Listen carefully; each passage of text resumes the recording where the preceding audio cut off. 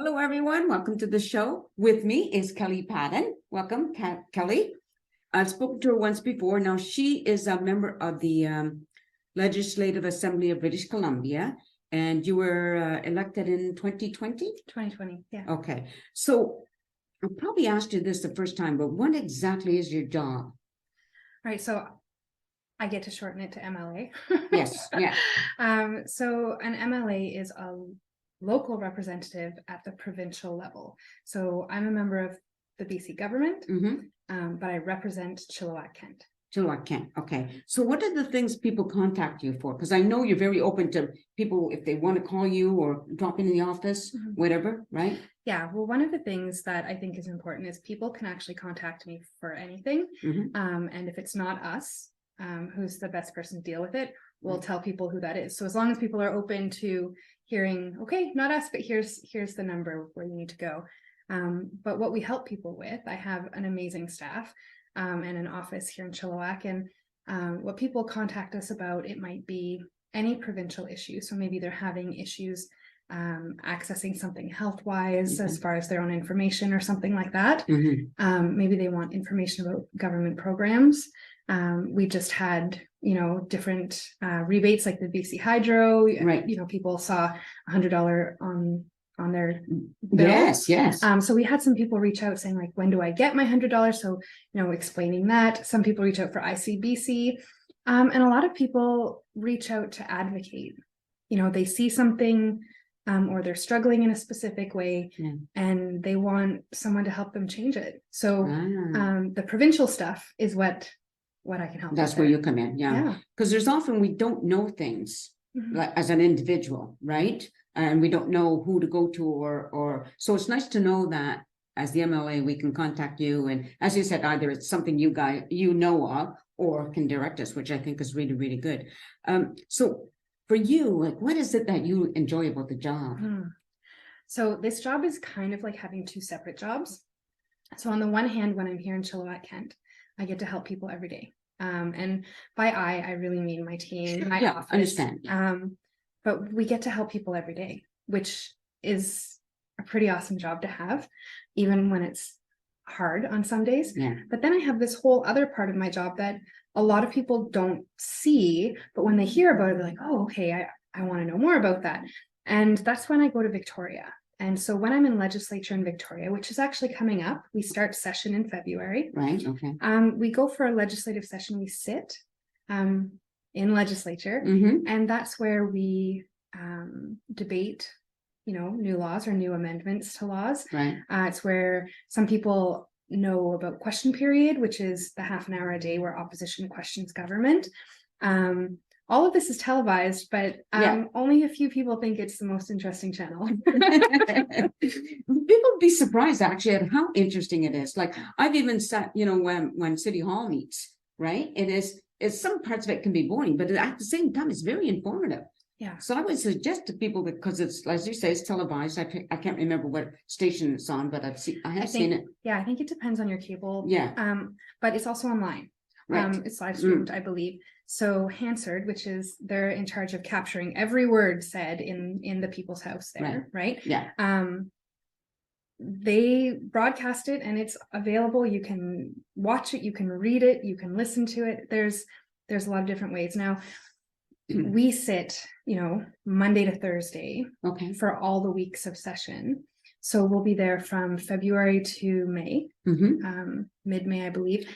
So do you stay there or do you come back and forth? Because I'm just thinking that's over on the island, it's right. So I come back usually on the weekends. I'm also a mom. Yeah. And it's important for me to come back because it's an option, right? If it weren't an option, then, I'd find different ways of doing it. But when I come back, I get to hear from people what they're thinking about what we're doing over there. And, what you hear online or even, I share on Facebook a lot of what we're doing. That's only a piece of it. So people usually have questions. So when I'm home is when I can usually answer those questions. And I get to, be a mom. Yeah. If you're gonna have a child, a good part of it is being that, right? Being able to be there, right? What were you doing before this, by the way? So before this, I was working in community living. So Okay. I had spent 15, 16, I'm not sure. I had spent more than a dozen years Right. working in the community living field. So supporting mostly adults, but children and youth as well with intellectual diverse abilities. My job immediately before the election was actually, I was the manager of policy and government relations. I was a provincial manager for Community Living BC, which is the Crown agency that funds all of the community living programs. And before that, I actually worked for Chilliwack Society for Community Living for a long time. So I did a lot of frontline work. I did a lot of advocacy. On my time where I wasn't working, I volunteered for things like RCMP-based victim services.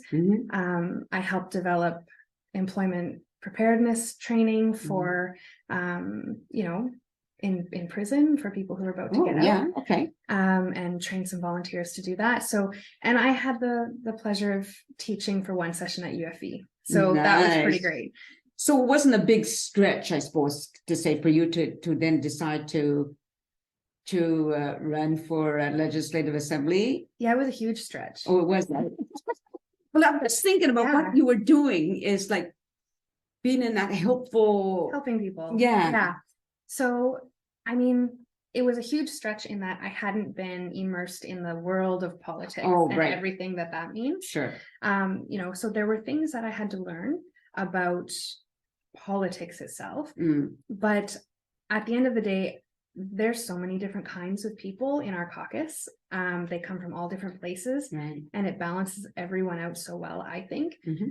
So our government caucus, we have 56 MLAs in caucus because one is a speaker. So, but they're from all over. They everything from nurses to, you know, marine biologists to teachers and labor champions and you know, so we have so many different types in our caucus that we get to balance each other out. So I got to learn a lot from my peers about the places that I hadn't been, like in the politics end of it. But when you know how to help people, you know how to help people. Absolutely. I'm just kind of, one of the things I was thinking about is what are some of the interesting questions that people have contacted you for? So just so that everybody knows, when you contact your MLA, it is confidential. So it's a safe place to go to access information. I think that the question that I like talking about the most might be when people say, you know, I didn't vote for you, but you're my representative. And that's true. Yes. Or I don't agree with you, but you're my representative. So it's your job to do this. And that's true. And so I think that's my favorite conversation to have. When I go to schools, I love going to schools and into classrooms. And I think the most interesting question I've gotten in a school is, what is my favorite Pokemon? And what's my favorite food? But also I've heard from students, you know, we have this idea, how do we make that happen? Those are great conversations because people, I think, underestimate how much power and influence they actually have in making things happen. And they don't need to win an election to do it. So, and one of the things I forget who I was talking about, but children asking a question is that whether they're grade school or in high school, they come up with the most fabulous questions, don't they? Yeah, some of them are really hard. And kids will ask questions, or youth will ask questions that maybe we wouldn't ask each other because we're, you know, maybe we're trying to be polite. There's nothing to lose. They need to know, and that's great because they're going to be next. They're going to be the leaders, so they need to know the answer to these questions. And when it comes to who you're going to vote for or who you're going to trust, or you need to know where they stand on things. So I think it's great. I mean, it's always nice to be nice, but questions can be very important in helping you understand the world, and you can do it in a way that's respectful, but still asking for an answer. Absolutely. Like one of the things you said is like, if somebody said they didn't vote for you, but you do represent them, you know, when I sometimes listen to there's a lot of the US is always on the news and stuff, and it's like, if you're the president, well, you're representing the whole country. So for you, you're representing as the MLA all of Chilliwack and Kent, right? Yeah, well, Dan and I get to split Chilliwack. Oh, I was going to ask you about his job. Like, why is there? Yeah, so as MLA, we have the same job, just different areas. So Okay. like here where we're sitting right now, he's your MLA. Oh, sorry, Dan. It's okay. We're I'm just kidding. We're on the same team. I don't really know him, but I've met you, and I haven't really met him. Yeah. So. No, but then on the other side, like in Sardis, Garrison, Promontory, Cultus Lake, and big chunks of Sardis. So I'm Dan's MLA. So the lines are kind of arbitrary a little bit, but actually it's important to know right now, we're just awaiting the final decision from the Boundary Review Commission. Okay. Every 2 election cycles, there's an independent group that takes a look at where the lines are for different ridings. Oh, okay. And what the population is in there, Mm-hmm. to make sure that the lines are still fair. And by fair, what I mean is the goal is one person's vote. It doesn't matter where they live. It counts as one person's vote. Right. So, so there's probably some adjustments coming there, Okay. but they're working hard to make sure that those lines. And we know Chilliwack's growing so fast. Yes. That the initial draft that they sent, there's going to be some changes, but it's still Chilliwack. Yeah, for sure. So no, is it a 4-year term for you? It is 4 years. So I expect that the next election will be on the election date in 2024, in the fall. So yeah, it's 4 years now. We've seen the last election was earlier. And there are different things that can impact that. Right. But no, I expect a 4-year term. There's way more work to be done than anybody could possibly accomplish in 4 years. And right. Yeah. I feel like I get up every day. I'm like, okay, it's just, let's keep going. Let's see, let's get as much done as possible. And then, I'm hoping to do it again. Yeah, I hope so too. Yeah. Is it because of Chilliwack growing so rapidly? Is it getting harder in any way? So there's a lot of things that are getting harder for people just generally. But do you mean my job? I think that I don't know. I don't think it's getting harder. Right. I think that I want to make sure I'm hearing as many people as possible, reaching as many people as possible, and to make sure that people, whether they've been in our community a long time or whether they're just coming to our community, that they know, they can reach, can reach us, they can reach me, and that I'm interested in what they have to say. It helps me do my job better to hear from people. Okay. Otherwise, if I'm only hearing from a few voices, I kind of have to wonder or guess if that's how everybody feels, or so when things are really important to people, I'm so grateful when they reach out and share it. So very good. But harder is just a matter of whether I'm reaching everyone so that they know what's available to them. Right. During sessions, now how much there has to be a lot of learning or paying attention or absorbing everything. Yes. So for on a daily basis, like how long is a session? Start off with that first. On different days we sit for a different number of hours. But for example, we might we get up in the morning and we go in and we might be there until 5:30, we might be there till 7. And then in the legislative chamber. Right. So it's not often that I've had to go and sit down in the chair in the chamber and stay there until the end of the day before I can leave. That's we move through, we come in and out. We are a team. But if we're debating a bill, and we can be sitting in the chamber listening, maybe we're preparing to speak, maybe we're preparing our notes or our speeches. In between there's always different meetings happening because there's constantly information coming at us, which is great. And then we may have our caucus meetings like on Tuesdays, or we may have a meeting that goes into the evening or an event. Sometimes groups come to Victoria and they invite us to sit and eat with them. Or so pretty much when I'm explaining to my kids, I say, anytime from 7:30 in the morning, 7 o'clock in the morning until 9 or 10 at night, my schedule could be booked up at any or all points. Wow. So it's like it's hard to describe. It's great, but there's a lot of work being done, and you need a lot of information, and there are a lot of people around you who are really great at making sure that information gets to you and sinks in. I'm just wondering, like, again, as a mom, let's just say one of your children, they're not sick that they have to go to hospital sick or anything, but you have to be in session, and when your kids are not feeling well, but they're well enough for you to leave to go to work, how hard must it be as a mom to pay attention to what's going on when you must be just sort of thinking, oh, is my son or daughter okay? So at the end of the day, I mean, I'm very lucky. I have a partner at home, and he holds down the fort. Nice. Yeah. I'm gone from, Sundays, and I get back late on Thursdays usually. So I'm home a little bit, but we have members in our caucus who have kids of all ages, from like almost brand new babies to have moved out and have their own babies now. Right. Yes. I have teenagers, but there are others around me who have younger children. Yeah. And I think one of the things to understand is it is a workplace. So we've been elected to it, but it is a workplace. In the event that we have something that we have to handle,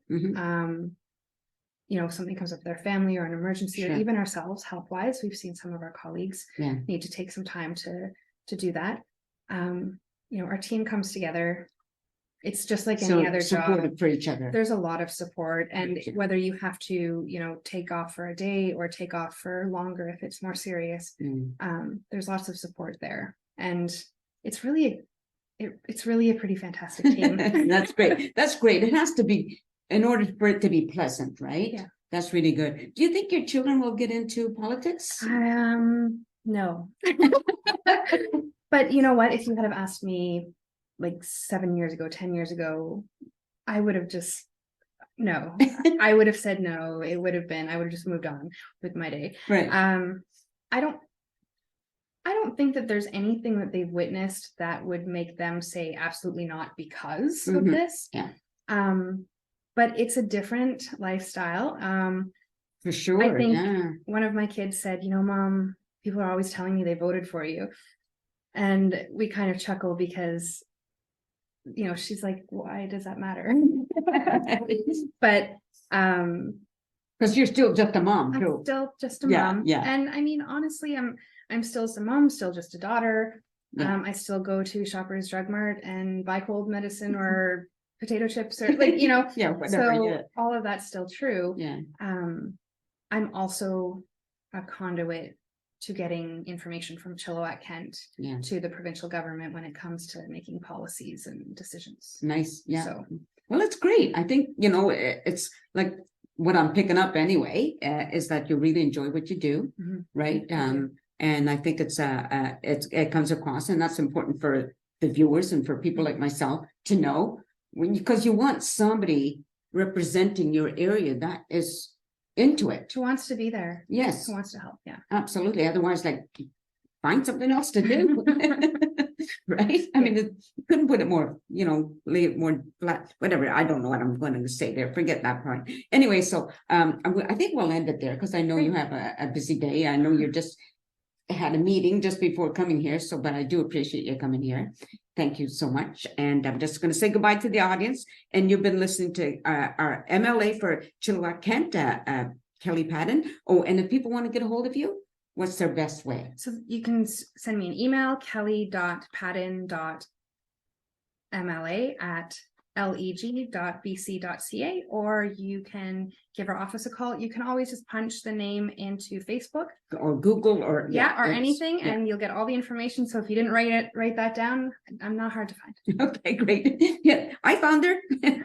Anyway, I think you found me the first time we talked. So thanks again. Thanks very much for being here. I appreciate it. My pleasure. And thank you for watching, and I hope you continue to do so, everybody, and take care and peace out.